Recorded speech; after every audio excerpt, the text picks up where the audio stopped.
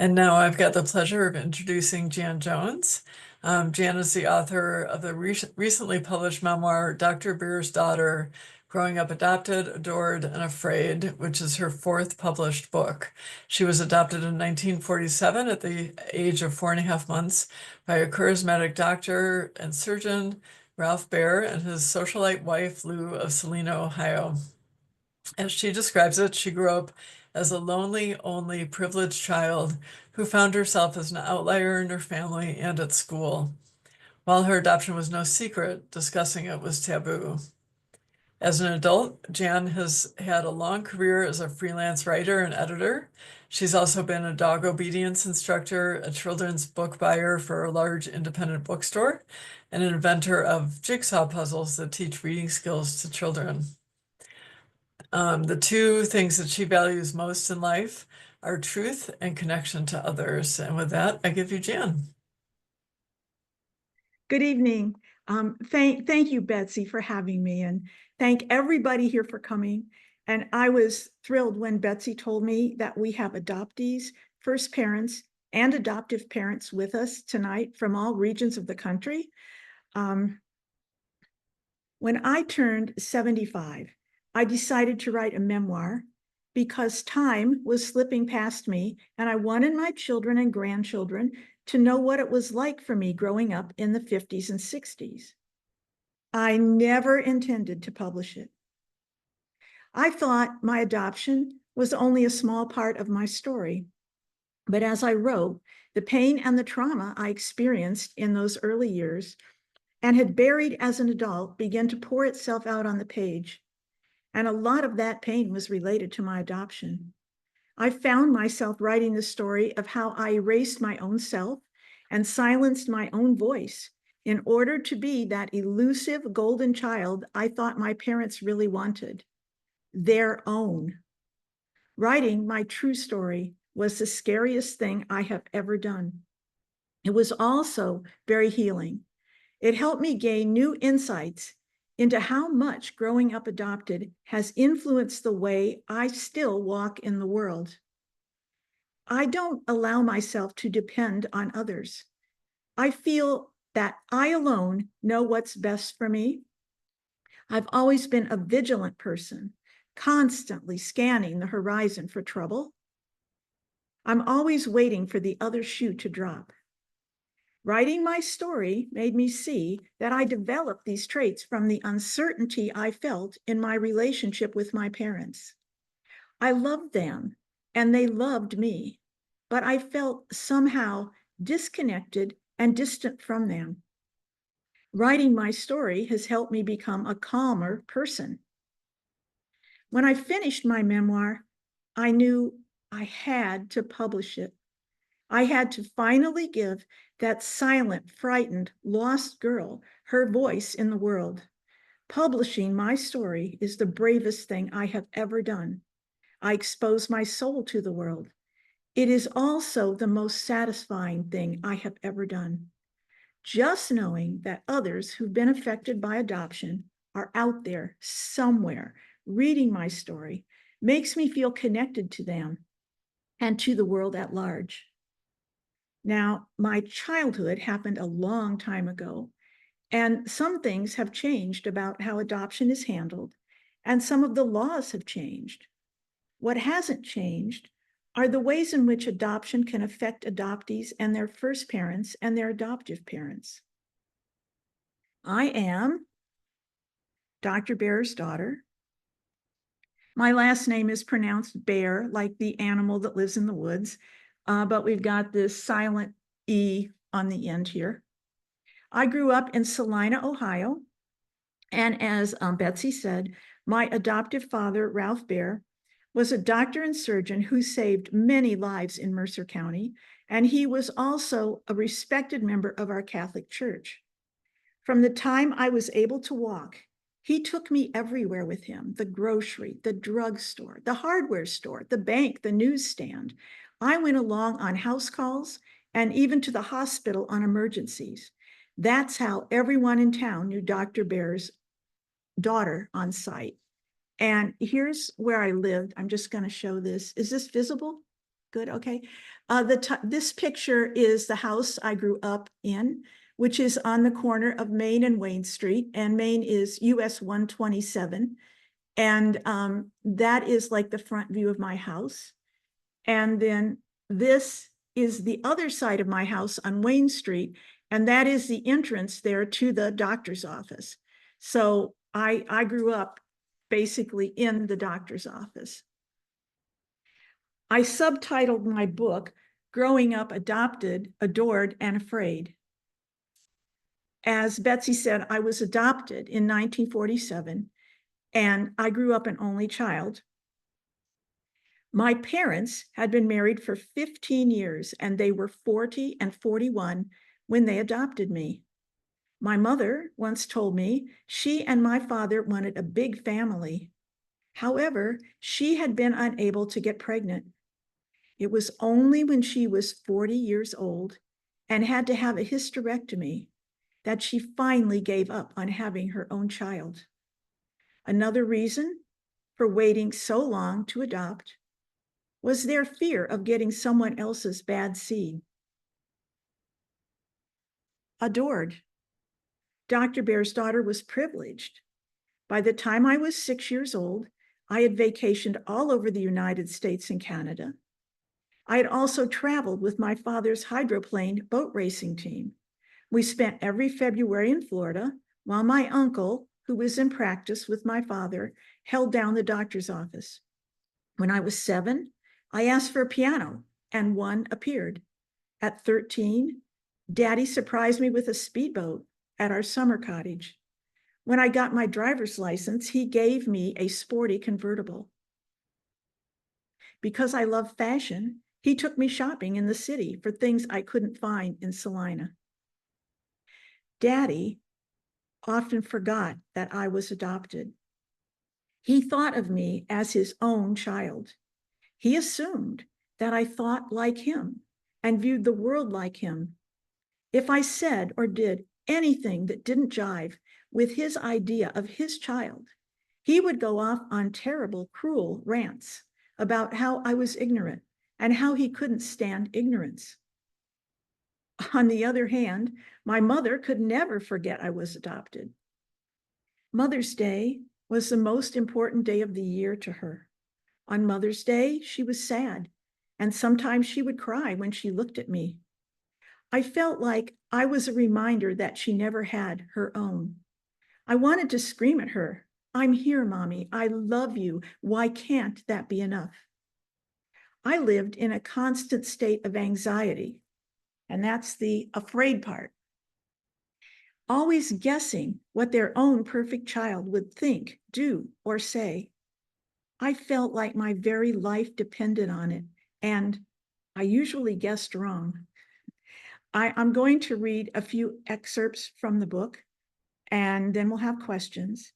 And for those of you who are adopted, I hope as I read, you can find some connections to your own stories.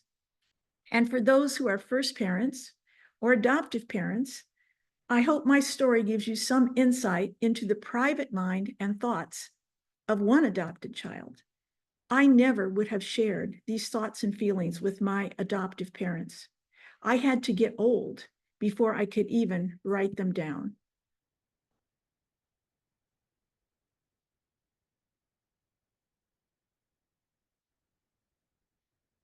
When I'm reading this particular part, I'm going to refer to the book. The book is The Chosen Baby by Valentina Wasson. It was published in the 1930s by an adoptive parent, and that book has been kept in print ever since to this day, and there are still adoptive parents who are reading that book to their new adopted child. Chapter 1, The Three Bears. My birthday is June 8, 1947, but I wasn't born. I was adopted. When I was 4.5 months old, my parents named me Janice because, quote, it couldn't be shortened into something god-awful, unquote. The first thing I remember is sitting on my mother's lap in the big chair while she read me the book. In the book, a happily married couple were sad because they had no babies. So they went to a home to choose one. The book showed 3 babies at the home, floating in high chairs on an all-white page.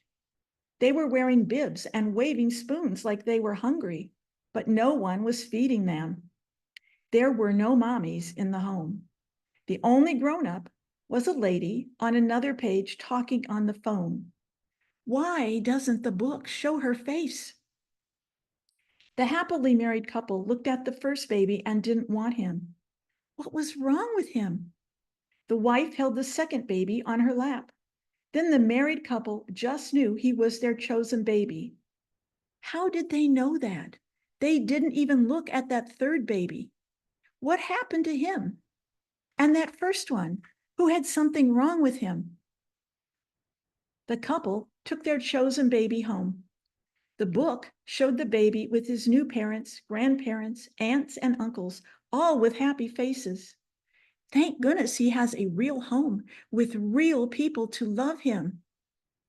The home is an empty place where no one pays any attention to the babies. Every time Mommy shut the book, she said, "That's how we got you. I was so excited the day we went to pick you up. Other mommies and daddies have to take what they get, but we chose you, and that makes you special. If Mommy and Daddy hadn't picked me, I'd still be floating around in that empty home." Why did they choose me? They have nice skin and dark hair. I have red hair and freckles. Didn't the home have any babies that look like them? If they decide they don't like me, can they take me back? Then Mommy said, like the couple in the book, I love you as if you were my own. Since I'm not her own, I'm glad she loves me anyway. There were things about me that surprised Mommy, and she had a lot to say about them. Every day she said, "Janice, you must have been born with a phonograph needle stuck in your throat." There was always lots in my head that wanted to come out my mouth, and I tried hard not to speak until spoken to, even when I thought I might bust. But sometimes I couldn't hold it in. If I said the wrong thing while we were getting groceries, Mommy pinched my arm and hissed through her teeth, "Everyone can hear you. Where do you get such crazy ideas?" I don't know. I didn't know they were crazy. Mommy liked to say, "Janice, shut the door. Were you born in a barn?" I wasn't born. I was adopted.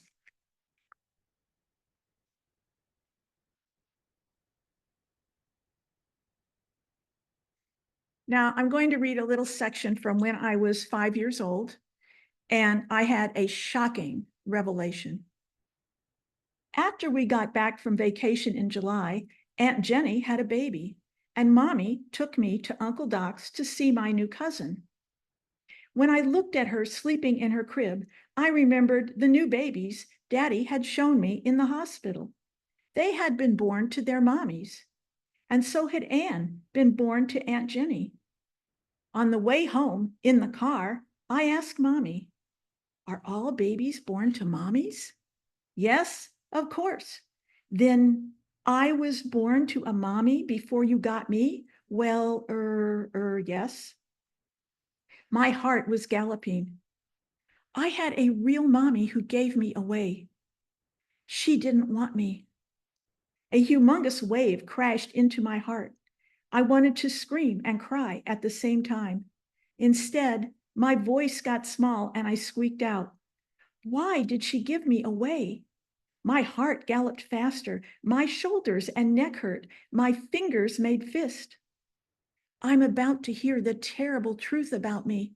I'm not sure I want to know. Mommy sighed like she didn't want to say.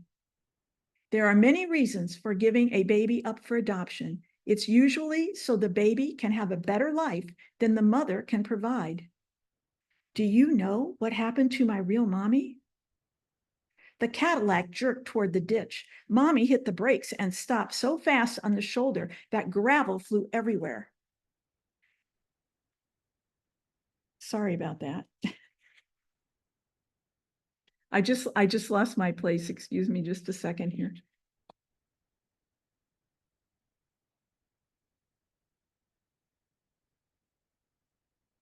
She glared at me and said, "I'm your real mommy. I became your real mommy when we adopted you. I better quit. I owe mommy and daddy everything. They could have left me in that empty home."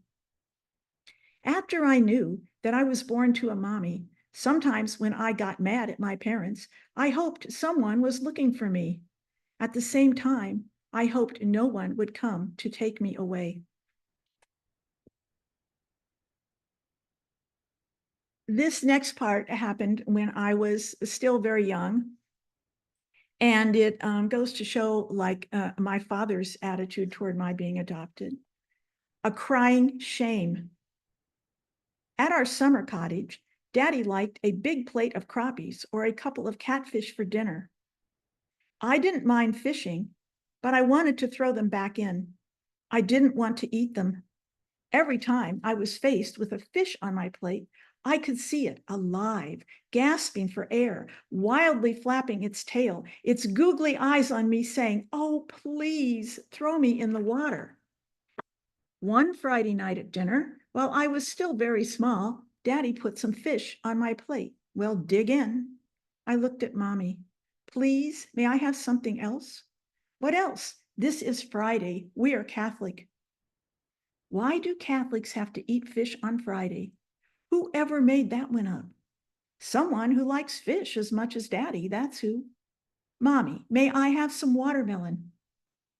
Daddy dropped his fork and looked at me. "Don't be silly. You like fish. They are delicious and good for you." He took a bite and said, "Mmm." "I don't like fish. You like fish." I put a bite of fish in my mouth. My mouth tried to spit it out. I looked at Mommy. Her face made me swallow. My stomach bucked at getting fish. It wanted to get rid of it. I ran into the kitchen, hopped up on my stool, leaned over the sink, and gagged and gagged and gagged. Daddy said, "What's the matter with Janice?" Mommy said, "She doesn't like fish." Daddy said, "She's my daughter. Of course she likes fish." Dr. Bear's daughter, gag, loves fish. Gag, I wish I was her. "It's because of that raw oyster you fed her," Mommy said. Daddy said, "What are you talking about?" "When Janice was still in her high chair, you fed her that raw oyster and made her swallow it. When she spit it back up, you never should have put it down her the second time, or the third, or the fourth. It put her off fish. You think it's my fault? If you knew that oyster would put her off fish, then why did you let me give it to her? You think it's my fault? Well, you're her mother. It's not possible for a child of mine to not like fish." He's forgotten, gag, that I'm adopted again. He does that all the time. Mommy never, gag, forgets it. "Ralph, you're getting irrational." Uh-oh, I better do something fast. "Son of a bitch." Daddy slammed his hand on the table, making the dishes jump. "I've got a wife who thinks everything's my fault.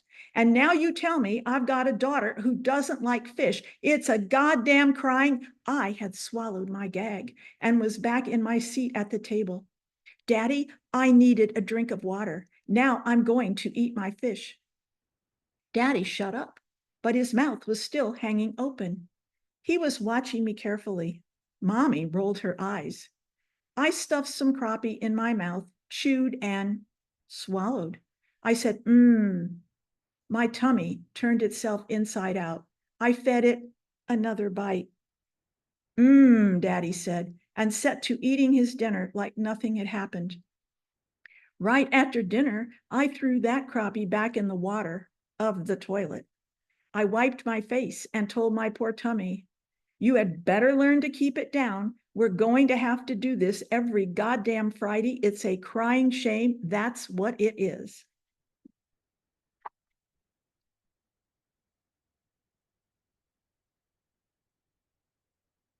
I'm wondering how many other adoptees have had this experience growing up. This is when I was in first or second grade, and I was at school in the bathroom. That afternoon, in one of the bathroom stalls, I overheard one of the girls say, "Beare is teacher's pet." Another voice said, "Sister asked Beare to pass out the papers and calls on her, even when she doesn't raise her hand." Does sister really do that? She does. Why does she do that? I imagine my face on the body of a pug dog curled up in Sister Alma's lap while she petted me with one hand and used her other hand to smack all the other kids with her ruler. Wait, sometimes she really does pat me on the head. Yipes, I really am her pet. Then she would say, "Janice, you're a lucky girl to have been adopted by such wonderful parents."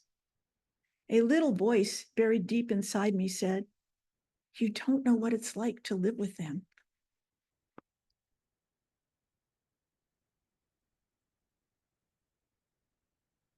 This next little passage is from when I was 8 years old. In November 1955, a song jumped out of the radio and made me hold my breath to listen. Now, the song was "The Great Pretender" by the Platters. It was a really big hit that year. And here are the lyrics. "Oh, yes, I'm the great pretender, pretending that I'm doing well. My need is such, I pretend too much. I'm lonely, but no one can tell. Too real is this feeling of make-believe. Too real when I feel what my heart can't conceal. Yes, I'm the great pretender, just laughing and gay like a clown. I seem to be what I'm not, you see. I'm wearing my heart like a crown, pretending that you're still around." That song is talking to me. I have to hear it again. I changed channels and waited for the radio to play it again.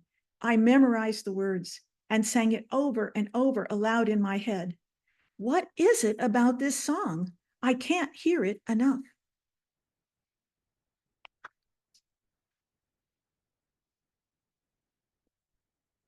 I loved music, and I begged my father for a piano, and he bought me one, and he found me a teacher. And when I was 9, I was to play in my first recital. I practiced very hard. I was going to make my father proud of me. I played well at the recital. I looked at Daddy. He was quite proud, and this made me happy, until I heard him say to some of the other parents, "Playing piano runs in my family. My mother was very musical." My face felt hot. My tummy tumbled. My fingers rolled up into tight little balls.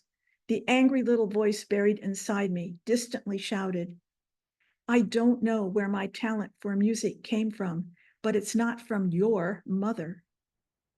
Daddy forgets I'm adopted. He thinks I should forget too. I have to forget. Otherwise, I'm ungrateful. I pushed down my anger and shushed the little voice inside me. I can make it be quiet, but I can't forget. Why can't I forget?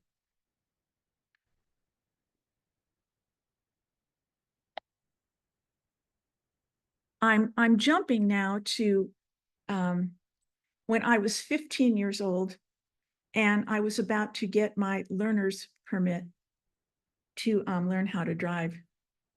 Back in that day, they didn't even have driver education. You just went in when you were 15 and filled out some papers, and then you could drive with your parents until you were 16 and time to take your license.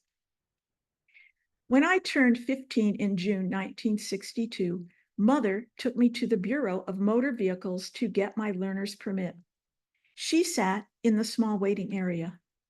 The clerk gave me a form to fill out, name, address, and so on. I came to place of birth and realized I didn't know where I had been born. I walked over to Mother and said, I have to write down where I was born. She gestured for me to lean down and whispered in my ear as if revealing a dark secret. Cincinnati. Cincinnati? I thought I was adopted from a home in Dayton. Somewhat stunned, I went back to my seat and wrote Cincinnati. When I handed in the form, the clerk said, "I need to see your birth certificate." It never occurred to me before that I had one. Of course I do. Everyone has one. I went back to Mother and said, "I need my birth certificate." She pulled a piece of paper from her purse and gave it to me. Invisible hands grabbed me by the throat and squeezed. I'm holding my birth certificate. I'm not supposed to know what's on it. I slowly walked back to the clerk's window. I didn't want Mother to see me looking at the paper in my hand, but my eyes scanned it before I could stop them. Certificate of birth registration. The only information was my name, date of birth, and place of birth. The invisible hands let go of my neck. I gave the certificate to the clerk. She read it, then showed it to another clerk and said, "This isn't an actual birth certificate. Can we accept this?" The second clerk looked at it, then at me and said, "That's Dr. Beare's daughter. We'll take it." After we got home, Mother was drinking iced tea in the living room. I was in a chair opposite her, knitting a sleeve for a sweater I was making. Casually, Mother said, "You were born in Cincinnati because that's where Catholic Social Services in Dayton sent your birth mother away to have you." My knitting needles jerked wildly, and I dropped a bunch of stitches. They sent her away? Mother was talking again. She was just a young girl who got herself in trouble. I saw her in the hallway of the courthouse when we went there to sign the papers. I felt sorry for her. I don't think she saw me or knew I was there. Mother saw her? Did she have red hair? Was she tall? Don't tell me. Once I know it, I can't unknow it. It would make my coming from another mother real. Why is she telling me this? Is it supposed to be a secret? My body was thrumming now. I was running for my life inside, but sitting still on the outside. I thought I might implode. I concentrated on picking up my dropped stitches one at a time, as if I hadn't noticed what Mother just said. Is she going to tell me more? She sipped her tea, then said, "I thought maybe you were curious. It's a trap. If I say I'm curious, it will mean that I acknowledge that she isn't my real mother. I don't think she could stand that. I'm not curious." The little voice in me said, "I want to know." Mother said nothing more. My gears ground to a halt. I felt exhausted, but kept on knitting as if I hadn't the slightest interest in anything Mother had said. I made the sleeve 2 inches longer than the other one. So that's why my first mother gave me away. Getting, quote, in trouble, unquote, is the worst thing a girl can do to her parents. Worse even than running away. The next day, I saw Daddy in the living room at the cottage. He was intently sewing up a seam in one of Mother's dresses with a curved suture needle and a length of catgut. I sat down and said, as casually as I could manage, "Where was I born?" "Why are you asking that?" His voice had a tone I didn't like. Sometimes I have to fill out a form that asks for my place of birth. I don't know what to write. If anyone asks where you were born, you say right here in Mercer County. Daddy tied off his work and put the dress down. I could tell that was the end of the conversation. I had already stuck my neck way out. Daddy just lied to me. He thinks the fact that I came from somewhere else isn't of any importance, that the whole thing was over and done a long time ago. It's best forgotten, and he doesn't want me thinking about it either. I can't forget. I'm jumping a big jump ahead in time here. I got married when I was 22 years old, and I married a man named Jeffrey Jones. And so I changed my last name to Jones. And I also told people that I met away from Celina that my first name was Jan. And I think it was the first time that I felt I really had my own name. And this is from when I was expecting my first baby, meeting a relative for the first time. After my pregnancy was showing and my little relative was turning and kicking, whenever I saw Daddy, he put his hand on my belly and said, "How's little Ralph in there?" Daddy assumes I'm having a boy, and he wants me to name the baby after him. I wanted to name a boy baby Jeff. However, Jeff did not want his son to be a junior. If not Jeff, then I did like Ralph. It was an uncommon name that would stand out from the other Jones boys of the world. And it will certainly please Daddy. I had a boy. When the nurse gave him to me to hold for the first time, I felt like I already knew him. It seemed as if he knew me too.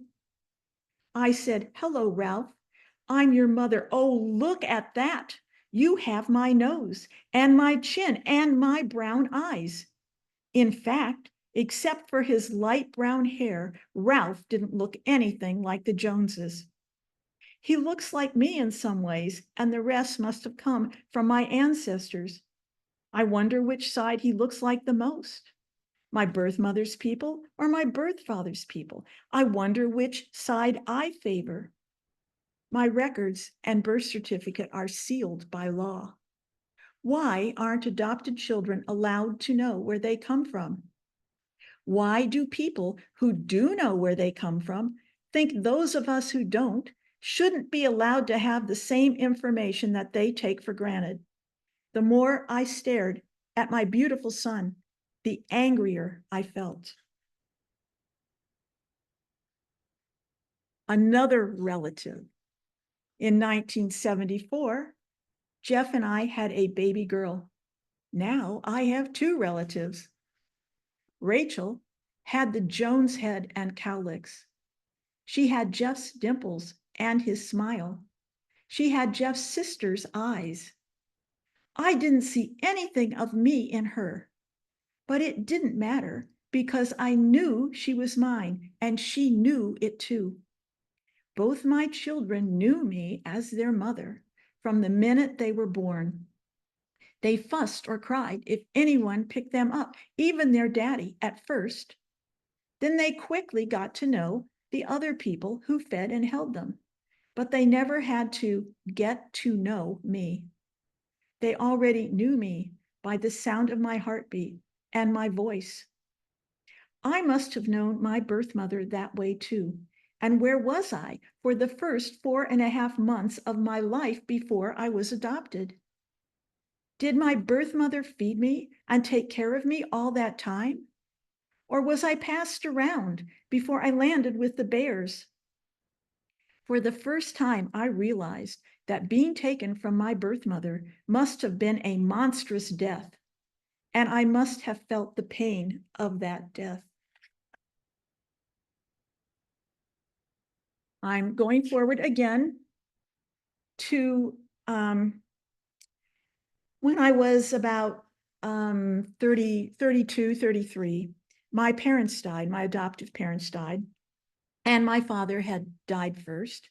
And I'm reading a little bit about what happened to me then.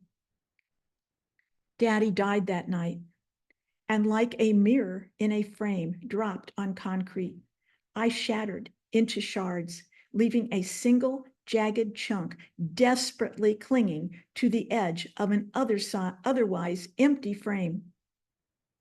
I sat on the floor in a corner, unable to get up, to get dressed, to eat. The weight of grief and guilt held me down. I felt somehow responsible for his death. Then my mother died, and I felt responsible for her death too. Keeping them safe and happy was my job, the reason they adopted me. I had failed them. I went into therapy. It was having to crawl out of my corner to get there that kept me functioning, barely. The therapist's first question was, "Why are you here?" I said, "My father died." Then I surprised myself and said, "I'm adopted." It was that little voice speaking up loud and clear. I had a lot of work to do. I thought I had to pick up the broken pieces of myself and fit them back into my frame. But in therapy, I discovered that the broken pieces of Dr. Beare's daughter would not fit back into my frame. She had died with them. Now I needed the real pieces of me, the pieces that the world didn't want me to find. And so I set out to search for them.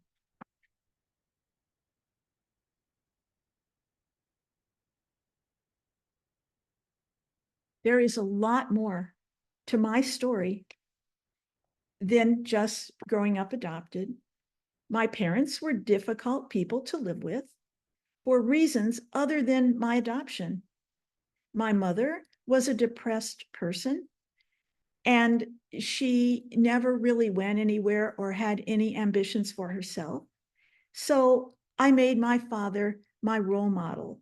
My father, in spite of being married to a depressed woman, always seemed to manage a way to make himself smile. He worked on cars, he raced boats, he was an exciting figure to me. And even though he could rant at me very cruelly sometimes and accuse me of thinking or doing things, he still was my rock and my hero. So I just wanted to say that it's an individual experience to grow up adopted, and yet there are these things I think that adopted children share in common, and those are the things that I tried to touch on in reading the book. So Betsy, if you want to open this up for questions. Thank you. Thank you, Jan. That was really interesting. And having read the book, I liked the passages, and you can really see the progression of time and the progression of your thoughts and feelings. So if people have questions, please put them in the chat. We have a couple that came in as people were registering, so I'll start with those. How did you get past writing about the hardest parts of your book while you were writing it? Was one question that we received. That was so easy to answer. I got up and I left the room with the computer and sat down somewhere and cried. And then when I got over it, I went back to the computer and went back to work. Sometimes I had to stop and actually take a walk, ride my bike, do something else. But I always came back, and that's the point.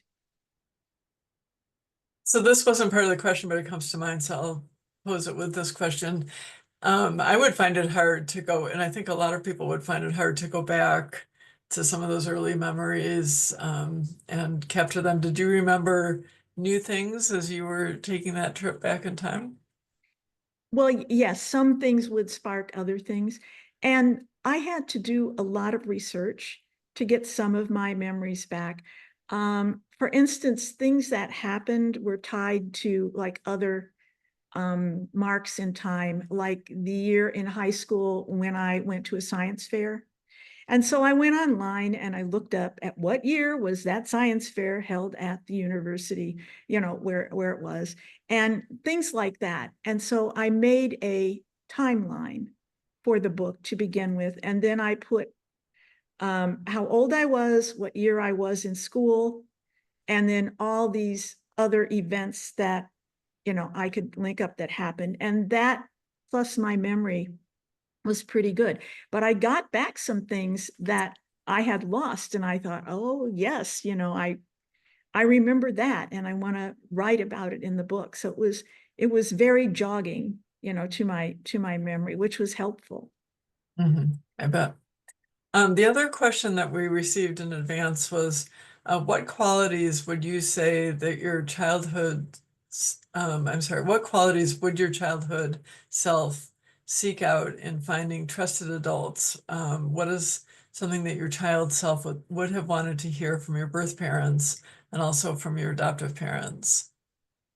Well, the adults I gravitated to as safe were happy, they were kind, they liked to listen, they were non-judgmental, and basically I really gravitated toward adults who were happy with their own lives.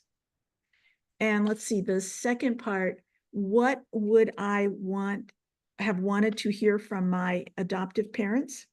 And from your, like two separate And from questions, from your birth parents and from your adoptive parents, yeah. from my adoptive parents, I would have liked to have heard some affirmation that before I was their child, I did have a history, and that not everything about me was from them. I would have liked a little more affirmation of myself. And I would have liked for them to like maybe watch me and see, well, what does she like to do?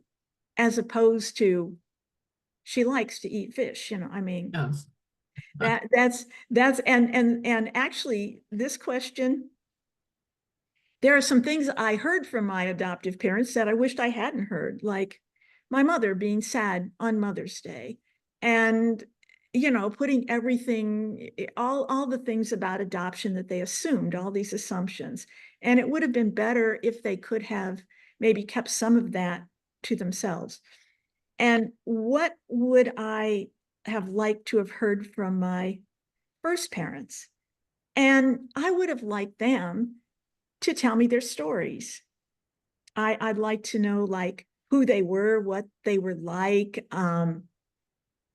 how they came to, make me. But in addition to just my own story, I would really like to know about them. Thanks. So a couple questions in the chat. The first one is, if you could tell your birth mom or your first mom one thing, what would you say or do?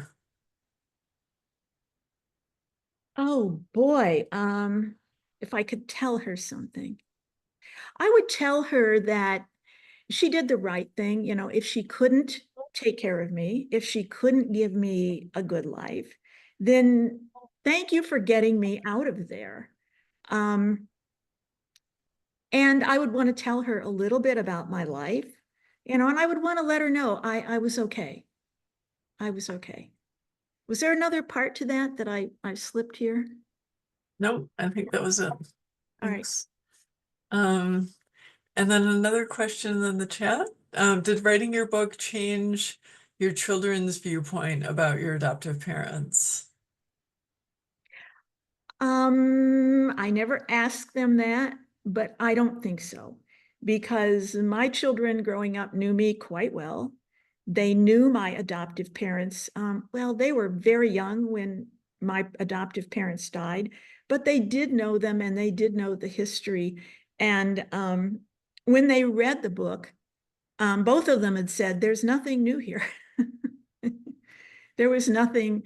There were things that happened that they didn't know. Excuse me. Like, I mean, they were not aware that of my hydroplane racing days, okay? And Mm. in some of the things, I mean, I was on the circuit when I was really tiny and they didn't know anything about that.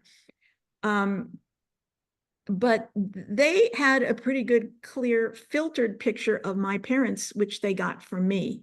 And I think they just went with that. Okay. Um, so feel free to put more questions in the chat. I'm going to keep going with a couple other questions. Jan, I know that your book kind of ends with you thinking more and more about your birth parents or first parents, and thinking about searching, and I understand that you might be writing a sequel that will tell us more about that. But if you could, without completely giving us a spoiler, tell us just a little bit, that would be great. Sure.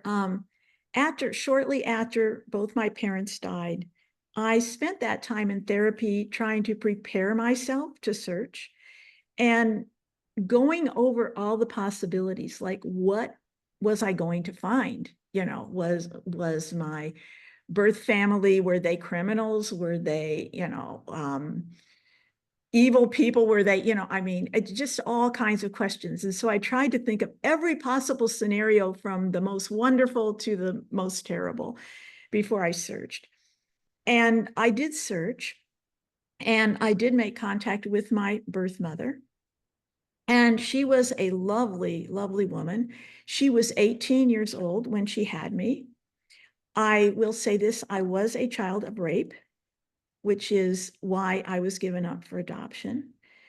We had a really nice relationship for about, I think, 15 years until she died. She was very welcoming to me. She wanted me to come down and meet her in person. She introduced me to her family. She was one of 13 children, one of 16, actually, 13 that were surviving at the time.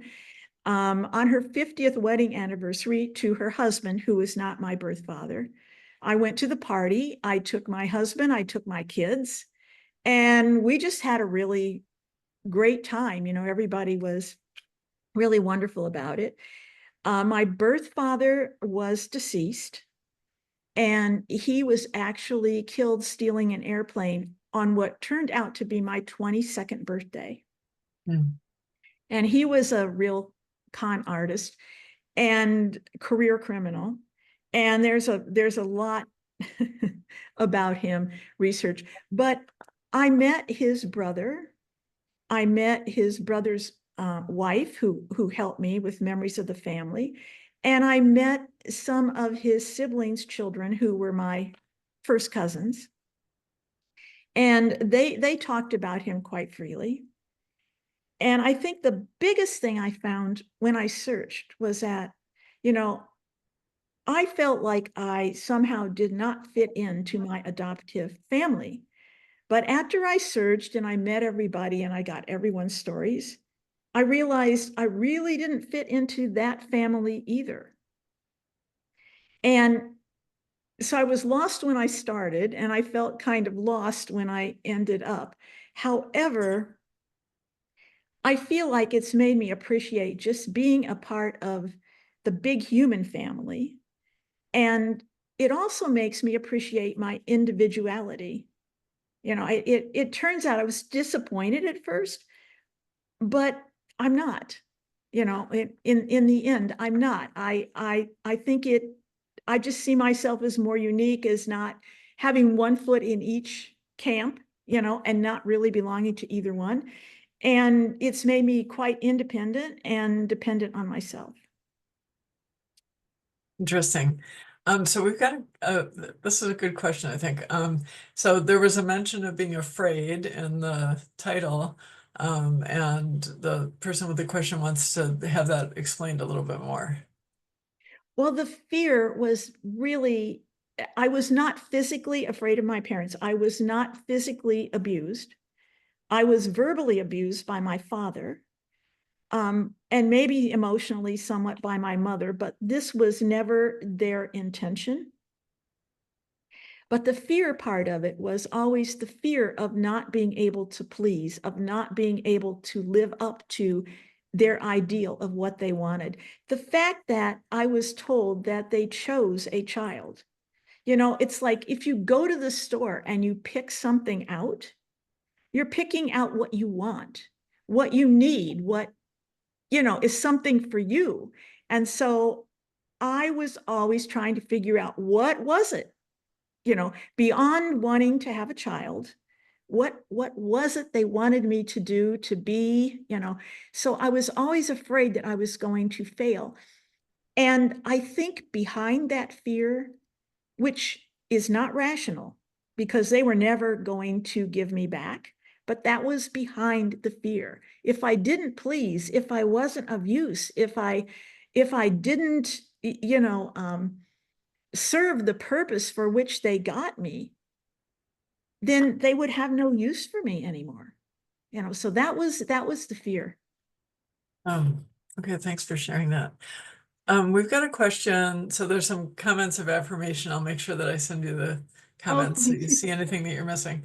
But we have a question. How did you feel about having older parents? And the person who's asking says that she too had older parents, but they already had biological children. So she had siblings that had been born to them. How did you feel about having older parents? Well, my mother had real feelings about it when we'd go shopping out of town and no one knew us. Sometimes the women who worked in the store would say, "Oh, what a beautiful granddaughter you have." And this would really upset her. She'd say, "I'm her mother," you know. And so she had feelings about it. I didn't really have feelings one way or the other. This was just my mother. She was always older than all the other mommies. She stuck out in a crowd, like when we went to school with the other parents. You could just pick her out. Um, but she wasn't as active as she would have been if I'd had a young mother who would have gone for a walk with me or ridden a bicycle with me, or I didn't have those kinds of things that I did with my children. I was 23 and 27 when my kids were born, and I was still a big kid. I mean, I'd go swimming with them, I'd sleep out in the tent with them. I didn't have that, and that was maybe partly in due to just her personality and what she was like, but some of it was due to age. And I remember when she was in her 70s and I was visiting her one day, she looked at me and she said, she said, "Janice," she said, "I'm old."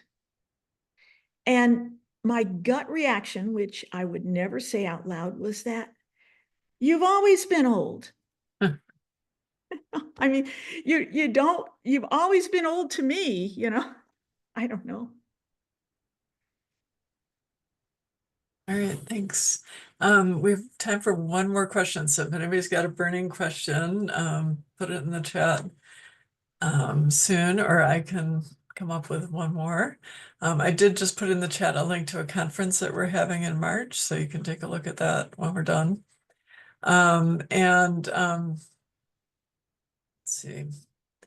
Okay, so we have a question here. Thank you for your bravery. I'm a 1966 baby scoop adoptee from Washington, D.C., in the process of writing this person's memoir, and asking, can you speak of your experience of coming out of the fog?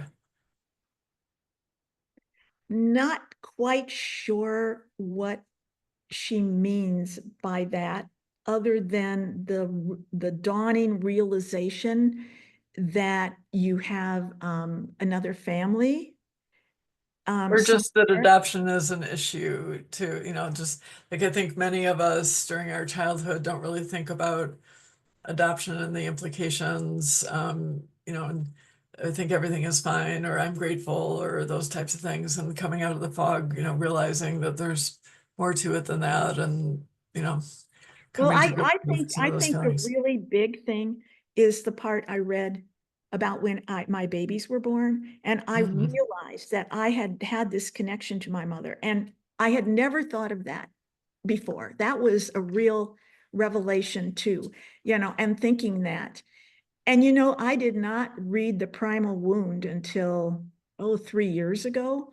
So Okay. back when I had my children, this book hadn't been written yet, but it was like that.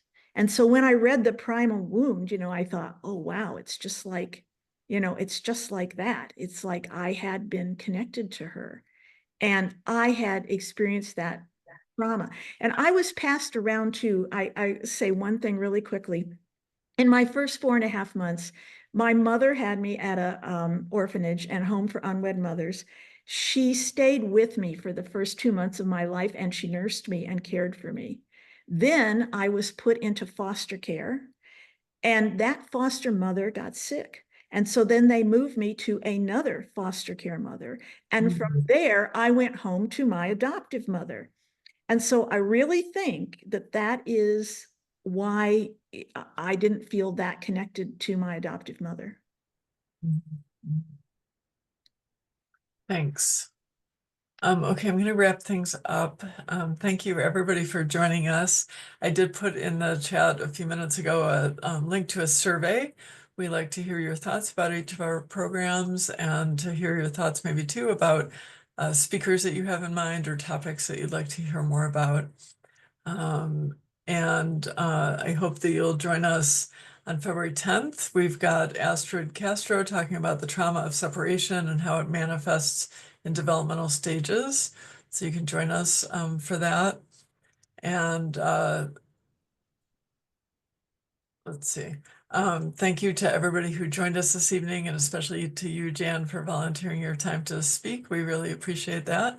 As most of you know, Adoption Network Cleveland is a nonprofit organization. We serve individuals and families that are impacted by adoption, kinship, and foster care through support, education, and advocacy. We're a membership organization, and so we do hope that you'll join us.